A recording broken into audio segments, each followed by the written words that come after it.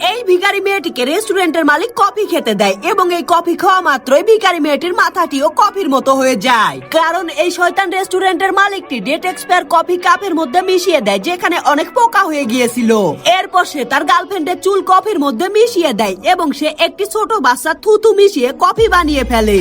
এবং সে তার রেস্টুরেন্টে আসা ভিখারি মেয়েটির কাছে গিয়ে তার নাক থেকে কিছুটা পানি কফির মধ্যে মিশিয়ে তাকে খেতে দেয়, যার কারণে এই ভিখারি মেয়েটি খুশি মনে এই কফিটি খেয়ে ফেলে। কিন্তু এই কফি খাওয়া মাত্রই তার মাথাটি কফির কাপের মতো হয়ে যায় এবং এই কাপ ভর্তি কফি ছিল, যার কারণে এই পাজি রেস্টুরেন্টের মালিকটি মেয়েটির মুখে কয়েকটি পাইপ লাগিয়ে তার কাস্টমারদেরকে কফি খাওয়ায়, যার কারণে তার কাস্টমার গুলো খুশি হয়ে তাকে অনেক টাকা দেয় এবং তার লকার ভর্তি টাকা হয়ে যায়, যার কারণে সে তার গার্লফ্রেন্ডকে নিয়ে ফুর্তি করে বেড়ায়। এদিকে রেস্টুরেন্টে থাকা সব কাস্টমার গুলো মেয়েটির মাথা থেকে সব কফি খেয়ে শেষ করে ফেলে এবং এই কাস্টমার গুলো আরো কফি খেতে চায় এবং হঠাৎ করে এই মেয়েটি রেসিপি বইটিকে দেখতে পায় এবং সে রেসিপি বইটিকে পড়ে একটা আইডিয়া পায়। এরপর মেয়েটি একটা কাস্টমারের পা থেকে কিছুটা ময়লা নিয়ে নেয় এবং সে কিছুটা ডেট এক্সপায়ার দুধ এবং কিছু ময়লা আবর্জনা মিশিয়ে কফি বানিয়ে একটা কাস্টমারকে খাইয়ে দেয়, যার কারণে এই কাস্টমারটি কফির বোতলে পরিণত হয়। এরপর মেয়েটি এভাবে আরো কয়েকটি কাস্টমারকে কফির বোতল বানিয়ে ফেলে।